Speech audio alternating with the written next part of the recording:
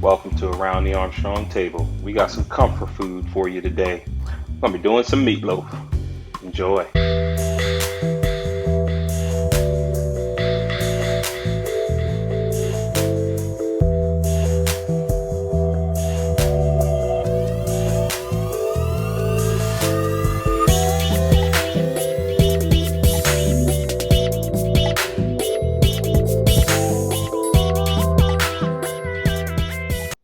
To get this meatloaf started off, the first thing is we're gonna do, we're gonna preheat our oven to 350 degrees.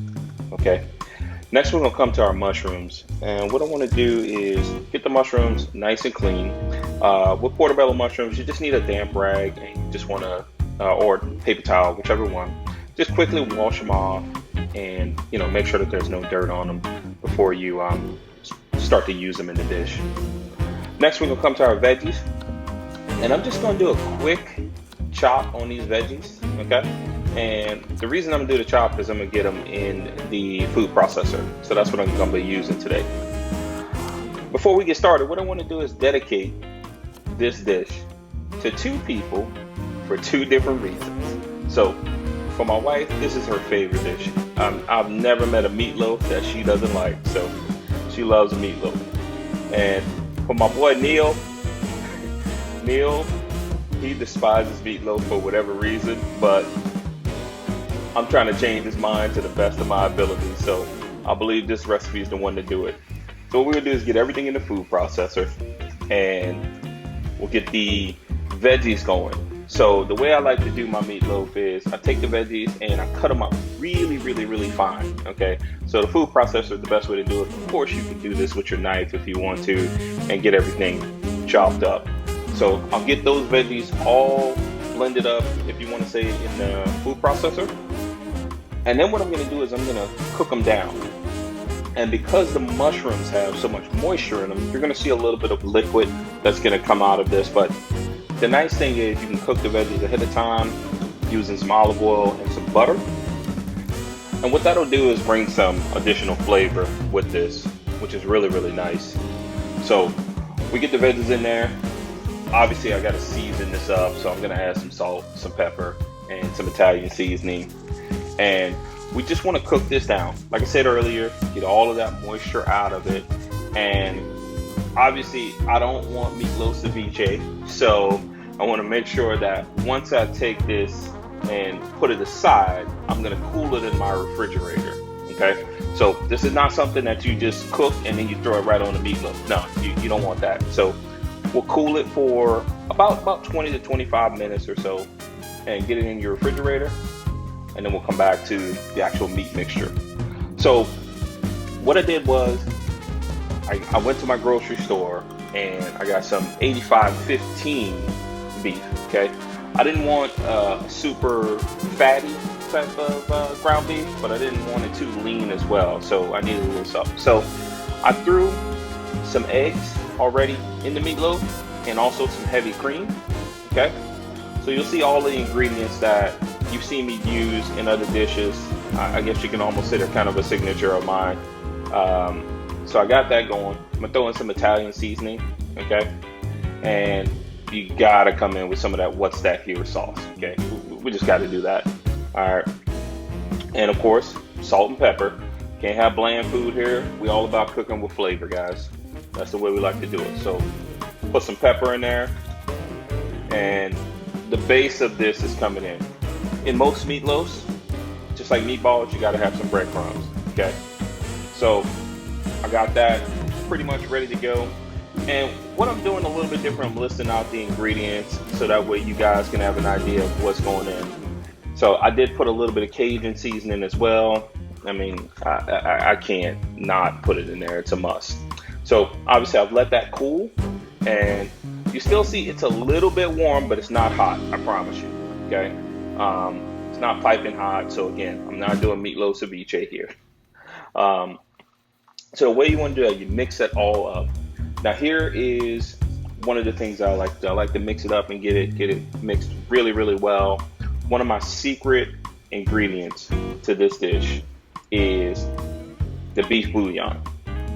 So I buy the paste that comes in the can. You guys have seen it before. It's really good stuff. But what I do is I mix it with some sherry, okay?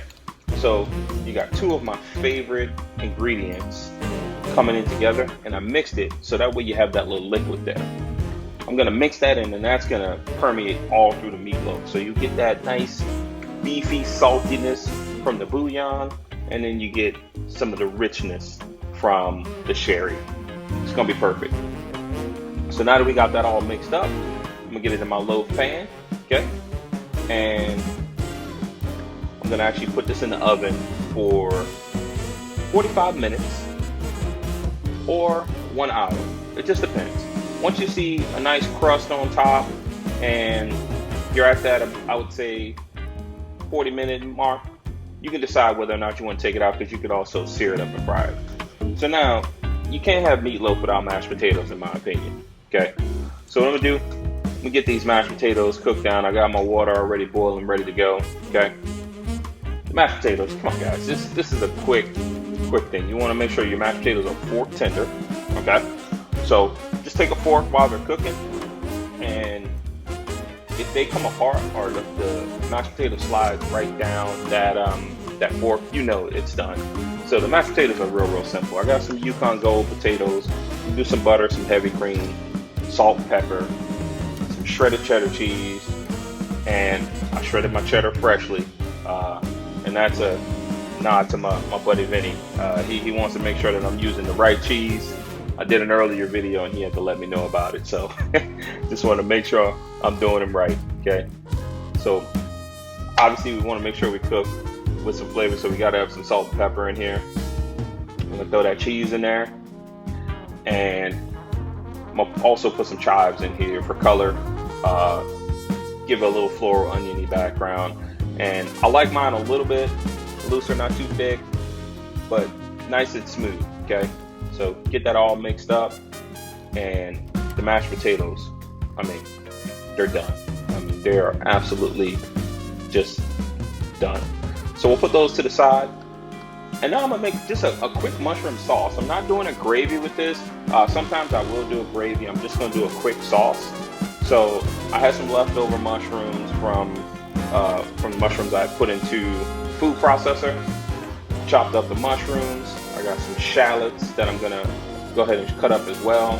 Okay, and then I'm just gonna get these into a quick skillet. All right. The best way you want to do this is simple. You get a little olive oil in there.